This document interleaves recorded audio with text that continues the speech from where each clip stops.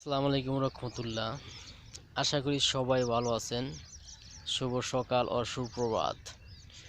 আমি যে কথাটি এখন বলতে চাইতেছি, ভোরের সকালে এই জন্যই উঠছি, যারা খ্রিস্টান ভাই আছেন ও হিন্দু ভাই আছেন, বৌদ্ধ ভাই আছেন, তাদেরকে কিছু আমার বলার নাই। যারা মুসলিম ভাই আছেন তাদেরকে আমার কিছু বলার আছে। যেমন আজকে রাত্রে 31st নাইট, অর্থাৎ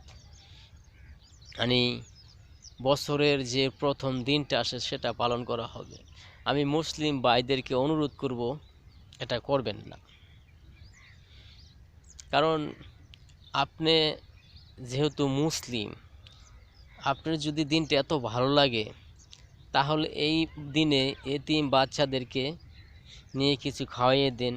নাইলে যেই টাকাটা আতশবাজিতে খরচ করবেন, ওই টাকাটা কোনো মসজিদে দান করে দেন, নাইলে কোনো গরিবকে দান করে দেন। এই যে বড় লোকের জঙ্গলি জানোয়ার পোলাপাইনগুলা এত টাকা নষ্ট করবে, এই নষ্ট করা টাকাগুলা যদি কোনো এতিমখানায় দান করতো, অনেক ছেলেপিলে লেখাপড়া করতে পারতো।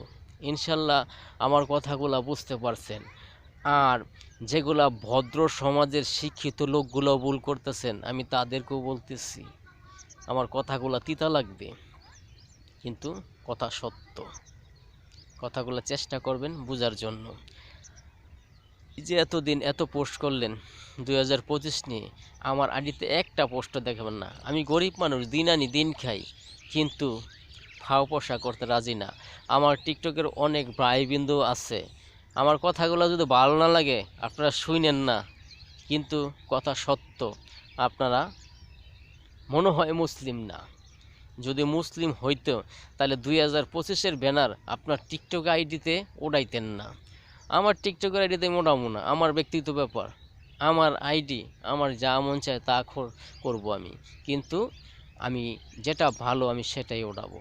ইনশাল্লাহ আমার কথাগুলো বুঝতে পারছেন। আর ভাই ব্রাদার, যদি কথাগুলো আমার ভুল হয় তাহলে ক্ষমার দৃষ্টি দেখবেন। আর আমি ভুল বলি না, ক্ষমার দৃষ্টিতে দেখার প্রয়োজনও নাই। পারলে আপনারা আল্লাহ পাকের কাছে ক্ষমা চেয়ে নিন। ইনশাল্লাহ সবাই ভালো থাকবেন, সুস্থ থাকবেন।